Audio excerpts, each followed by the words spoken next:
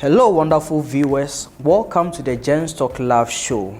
This is where we talk about love, we talk about relationships, the nitty-gritties of things that kettles and entails with being with someone, and where we take the perspective of men, their perception on certain issues when it comes to love and relationship. And I'm sure you're going to enjoy today's episode. And with me today, I have a very one gentleman who I term to be one of the love doctors. He knows a lot about love when it comes to relationship, when it comes to being with a woman. His name is Michael. He's an entrepreneur and an IT engineer. Mr. Michael, we welcome you on our show. Thank you, Omar. The Gents Talk Love Show. How have things been with you?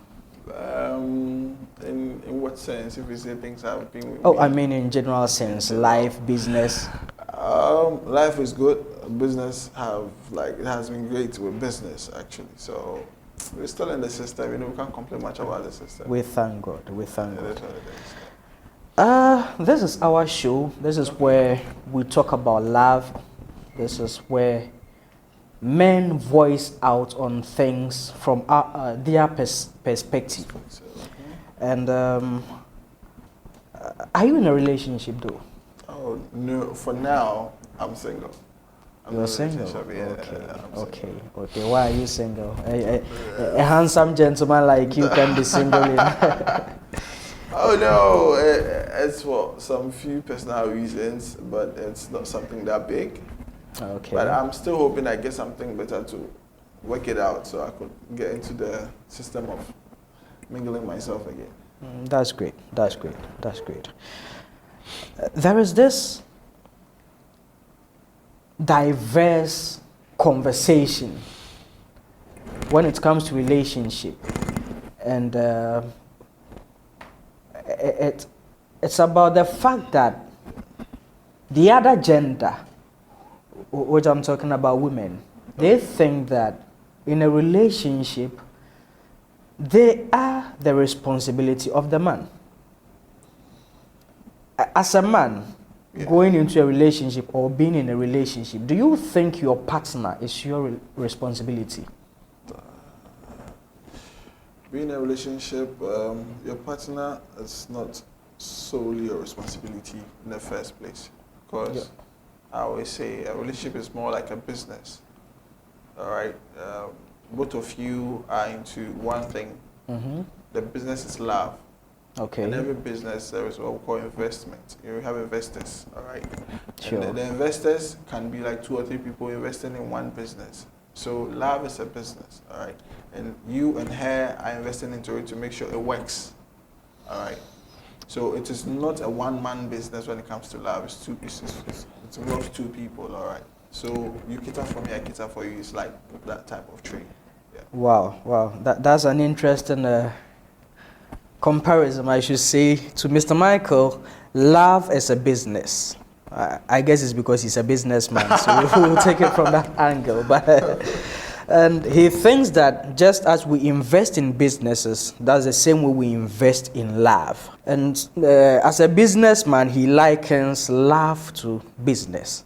And with every business, as a businessman will invest in his business, Mr. Michael believes that the same way in a relationship, partners should also invest in the relationship, which in this case, the business here is the love. Yeah. Wow. So in what sense, if you say investing in this love, in what sense are you talking about? Okay. So the investment in love comes in many forms. Okay. Right? Now, it depends on the partner you come in contact with.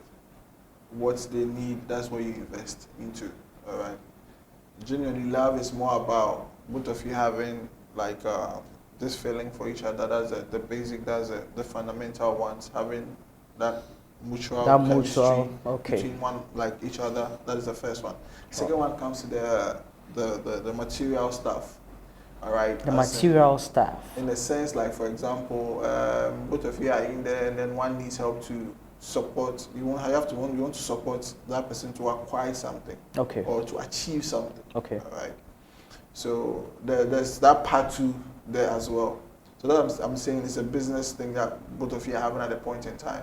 All right, now the love, that's the feeling, is the basic, and then we'll come to the materialized stuff. That is okay. Like, baby, I want to have maybe she's in school. So can you support me with a textbook or something like that, you know? And then the man comes in and then help. Oh, my school fees, okay, and then the man comes in and help. Okay. But at the end of the day, even with that, she also have to have something in return to help. Okay. All right. So ideally, you think it is more of supporting, but not solely taking responsibility. Yes. Of the partner or your partner. Yes, because the whole concept is the time the guy was not in existence, the lady was still surviving. Well, maybe, just maybe, when you weren't there was someone there taking over, taking responsibility. Oh, so, come on. Let us be honest.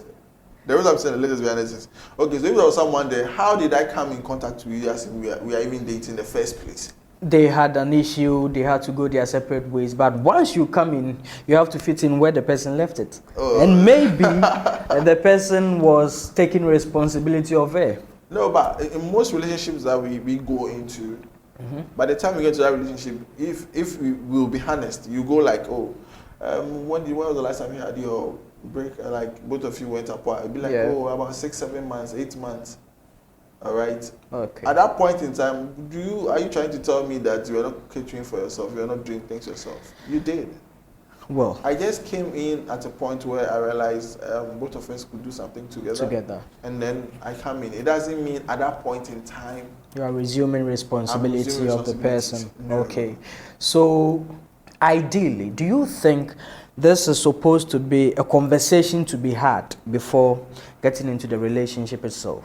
As in the aspect of the responsibility coming in, you going to take care of her or you not going to take care of her? Do you think it's... No, if you say taking care of her, I mean, both of you are there to take care of each other. That is the basic, that fundamental that we have to understand. Okay. You see, now, the mistake we do, and most relationships don't last us, now, in our culture, let me say in Ghana, we have made it so common that immediately you get into a relationship, is a guy who's supposed to do everything. That is the exact conversation we are trying to have now. Yes. And to you, with that perception, what do you make of it? But that perception it doesn't really add up.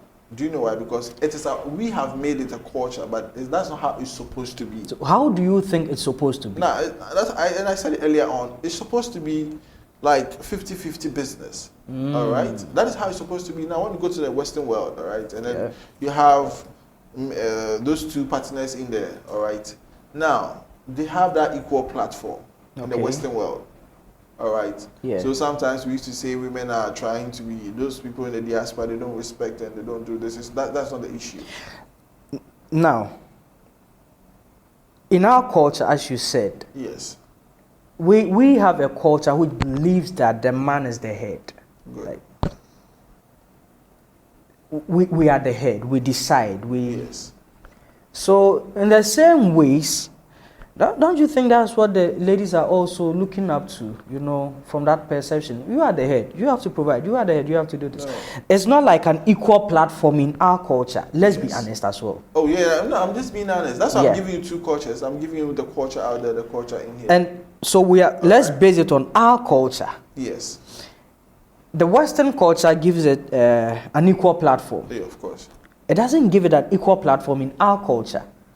Okay. That makes the difference. So with that difference, don't you think it is also, it comes with that responsibility where the women are demanding from the men here? Because you are the man. No, so when you say definition of you being the head of the family, literally you're making decisions, and then on the financial aspect you support, and it doesn't, if you're head, it doesn't make you take a full responsibility of the family financial issues. Okay.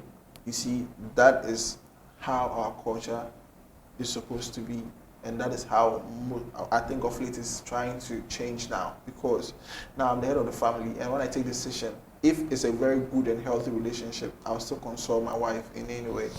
and for her approval. All right. So okay, so we want to buy a car, and I just go to us like, baby, I want to buy a car. I want to just get maybe, let me say, a Lexus or a Rolls Royce, and then she'll go like, I think Rolls Royce is too expensive. Can we go for maybe, let me say, a Camry or a Tundra? All right. At the end of the day, both of you come to a certain point. In as much as you're at the head, you could have just told your wife, "I'm just getting a Rolls Royce," and that is it. You don't have a say. Okay. It doesn't work that way in our culture. I get you. So, in a nutshell, your partner is not your responsibility. No, your partner is not your responsibility. Okay. It's more of like, your partner is like there to support you, not on a full scale. And let's get this clear here. I mean your partner as in a relationship, not even in the marriage yet, like in a relationship. In a relationship setup, all right, your partner is there to support. Now, let me give you one thing. Because our culture have made it like it's the man who is solely to help in and out of every transaction, all right, it affects the relationship in many ways. And now you can see more of this. You can see this guy, he has invested in this woman for a very long time, and then it's not going to happen. Okay. And then the guy will go just kill the woman, and we don't understand, you know. You see, but if it's a shared responsibility, in as much as both of us we have our losses, we don't take it to the extreme. Personal. Okay. Yes, to the extreme. Okay. So I mean that's how it's supposed to be. Okay. And then I mean.